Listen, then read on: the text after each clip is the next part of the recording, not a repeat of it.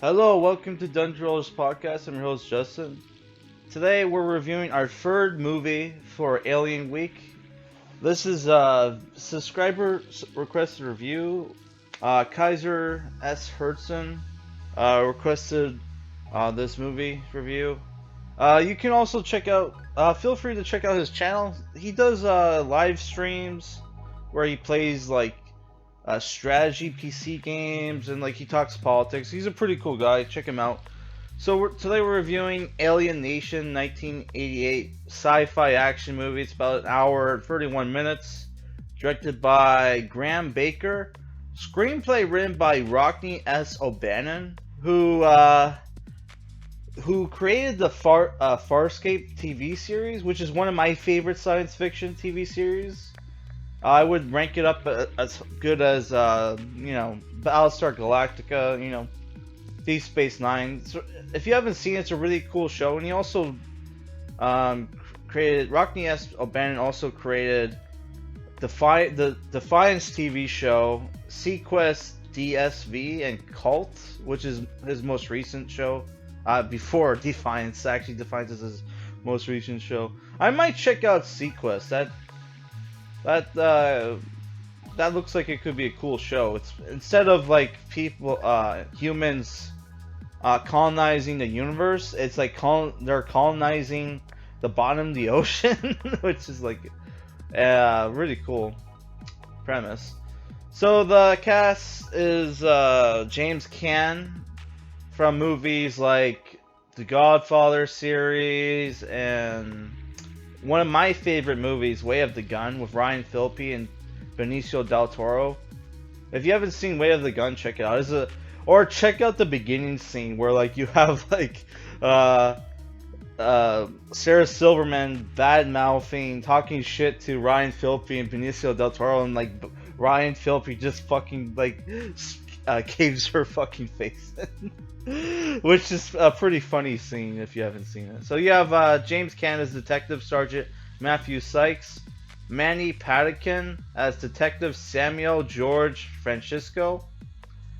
Mandy Patinkin, you'll know him from the TV show Homeland, and he was Inigo, what was his name? Montoya from Princess Bride, which for the longest time I thought that was like Tom Atkins, but apparently it was this guy. I had no idea. And you have Leslie Bevis as Cassandra, and Terence Stamp plays Holcourt in the movie, which is the villain. So the movie takes place in 1991 Los Angeles, where like 3 years beforehand this ship crash lands on Earth. It has like thousands of these alien people called I can't remember their names, but like yeah, they're like these slave. They're like this slave race of people who crash land on Earth and not exactly in a big hurry to get home. So after 3 years, they've been accepted into American society. That only America lets them in, which for some reason, who knows why, liberal bullshit. So after 3 years, they've been like gaining coexisting with humanity. Our main character, James Caan, is kind of a bigot. He doesn't like the new aliens. He doesn't trust them, which no shit, Sherlock. You shouldn't trust aliens from another fucking planet, right? Because like the only reason like aliens would ever like spend the resources or whatever to come to our planet, because they would have to be from really far away, right? Is to conquer our planet. So like it's like no shit, you shouldn't trust him. But like yeah, so like, he doesn't like the new aliens. While he's on patrol with his partner, they see the aliens, also known as slagheads, rob a convenience store, and they kill his partner.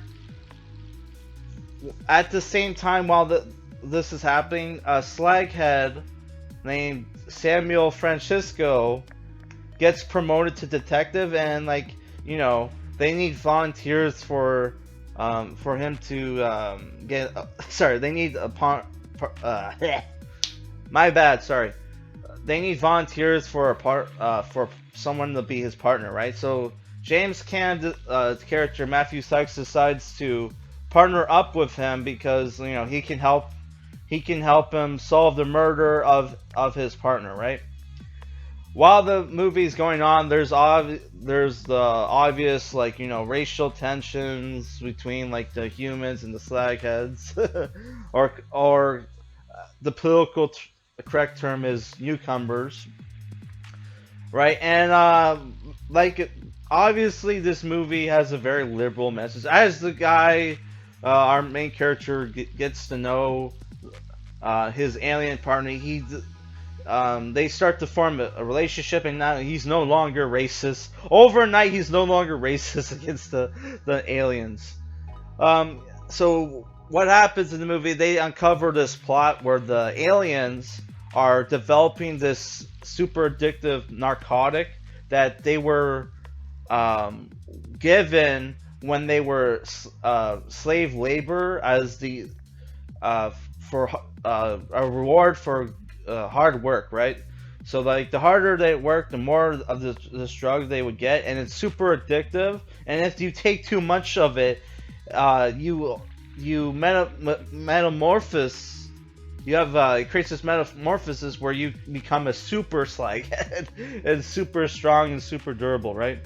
So the aliens have a couple of weaknesses, like they can, if you hit them beneath the armpit, like, you know, it's super painful for them. They also have a weakness to salt water, and they get drunk. They can get drunk on like sour milk, or you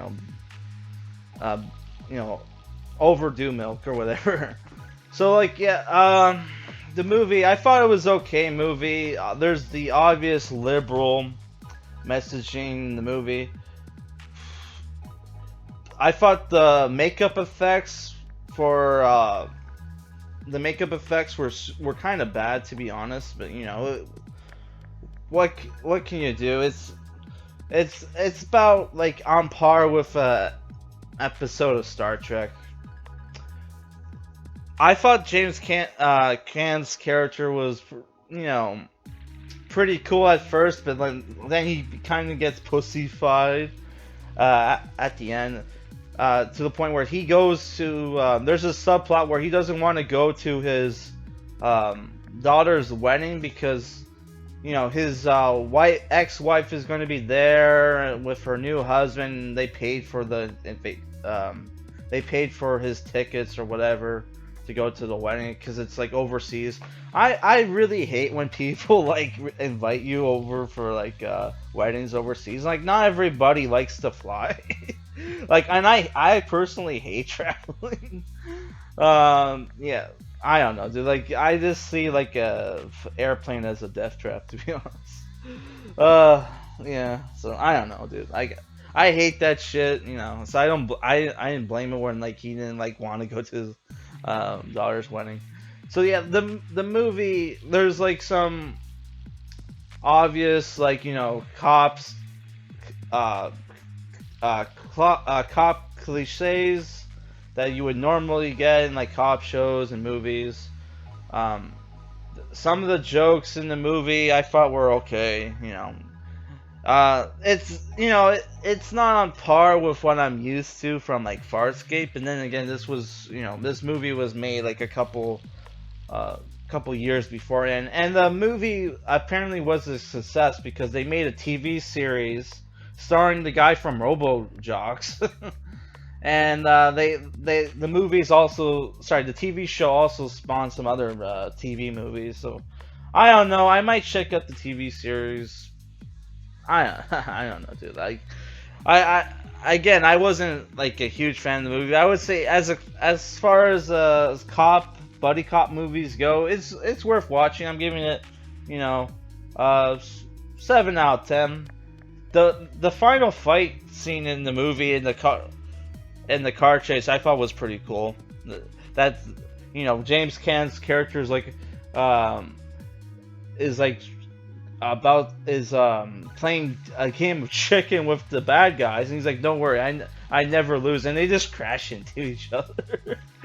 I thought that scene was great, but yeah, so it did like get a little cartoony though at the end with the Terence Stamp's character transforms, and like he just looks like a buffed version of the aliens. So I thought they could have changed. They could have come up with a better design, because apparently like the guy is so strong, he's able to like rip people's chests open and shit. And there is some gore in the movie. It's not too gory though. I don't think it's rated R. Yeah, so I don't know. I have nothing else to say about this movie. I would say check it out if you're a fan of Farscape and you're a fan of cop movies with a twist.